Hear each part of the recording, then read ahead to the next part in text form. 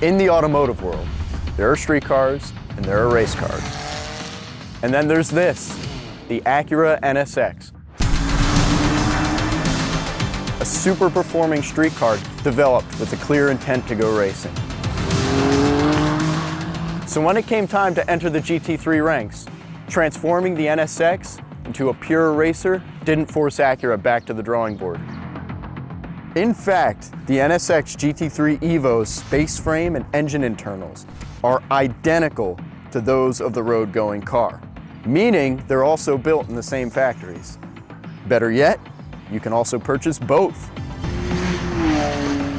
So despite its comfy interior and compliant chassis, the Acura NSX shares a lot more with its race-winning counterpart than you might think.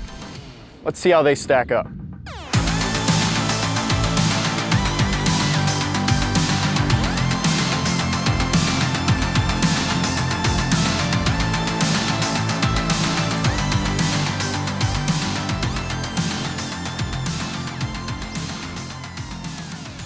In GT3 racing, our starts are rolling, so launching from a stop isn't exactly a priority.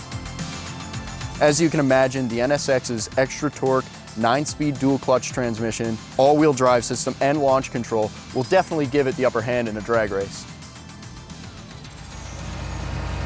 So launching the NSX GT3 Evo is quite a bit different than the Acura NSX street car. What I have to do, since I have a hand-operated clutch, is grab that clutch, flip it into gear, and then build up the revs all the way to red line.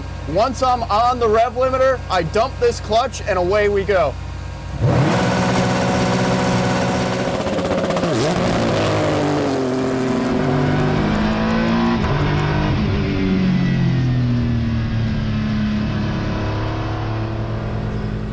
So launching the NSX road car is definitely a lot easier than launching the NSX GT3 Evo. All I need to do is pop it into track mode, put my left foot on the brake, build up the revs.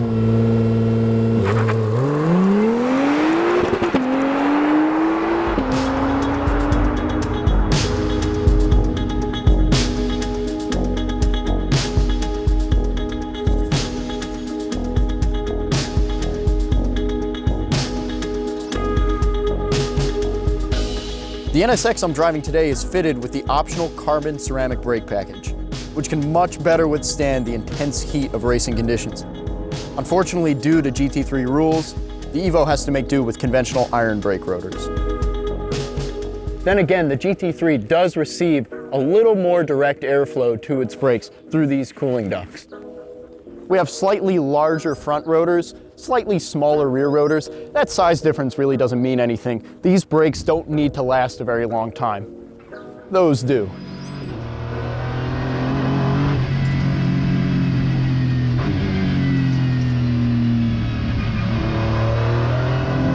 So despite not having the same carbon ceramic brake package that we have in the NSX road car, what we do have in the NSX GT3 Evo is motorsport tuned ABS, and it just provides so much stopping power, so much confidence, even on these iron rotors. Very much like the road car, we have so much control over the platform, so much control over the balance of the car.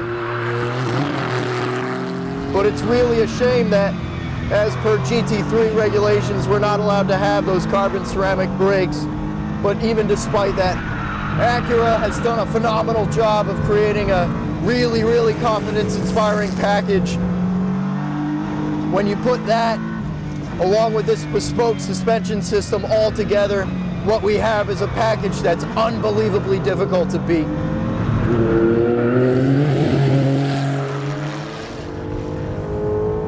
So on this particular NSX, we have the optional carbon ceramic brake package, and this thing just stops exceptionally well. But where it really comes into its own is the way you can modulate pressure and the way you can manipulate the platform of the car on corner entry.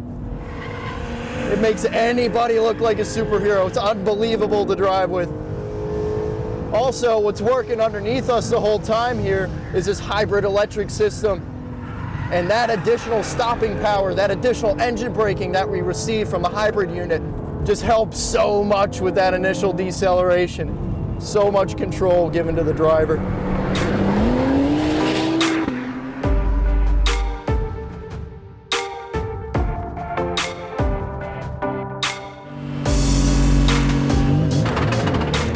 Driving a race car, especially at race speed, isn't particularly easy. If it was, I'd be out of a job. From the heat, the noise, not being able to use the bathroom, driving a race car is a physical thing. But as far as GT3 cars go, the NSX is an unbelievably forgiving package to drive. I can be so aggressive with this car. I can attack the corners so hard compared to other cars. It's so drivable, just phenomenal. Another huge component of the balance and the drivability of this car is this super handling all-wheel drive system. We have an electric motor in each front wheel that's assisting not just in additional horsepower and torque off the corner, but also so much in terms of the control and the balance. It's just as easy, just as gratifying for me to drive as it is for the everyday driver.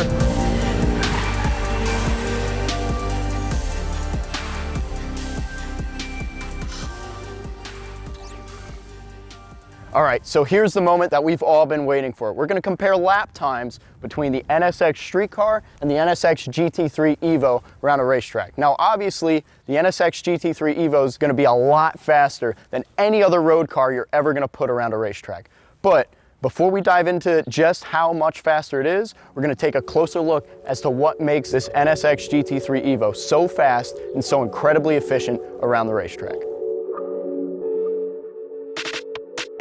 The NSX GT3's curb weight checks in more than 950 pounds less than that of the road-going NSX. It's what happens when you toss out comfy power-assisted seats, an audio system, air conditioning, airbags, glass. Well, basically the entire interior, as well as a slew of additional regulatory components required by anything eligible to wear a license plate. Though the NSX's suspension componentry is undoubtedly cutting edge, it still needs to be forgiving enough to soak up potholes, speed bumps, ruts, and generally terrible pavement. On the other hand, the NSX GT3 Evo's bespoke suspension systems are designed exclusively for race circuits. So despite being about as wide as a lane of traffic, what really makes this NSX GT3 Evo faster than its road-going counterpart is aero. It makes about 500% more downforce than the NSX Street Car. 500%.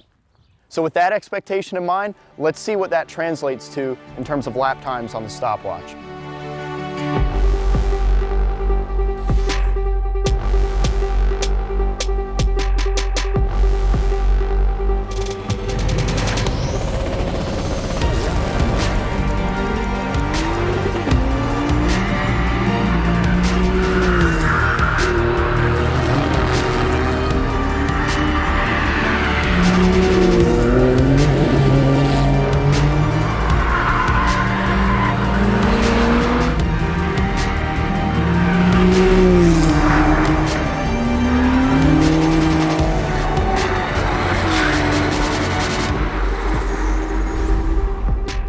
And there we have it, 9.5 seconds, which frankly, comparing a street car to a GT3 car, that's not bad at all. Now, of course, if you really want to, you can strip everything out of that car, put in a cage, bolt on some aero bits, but you're still not gonna end up with something nearly as quick as a GT3 car.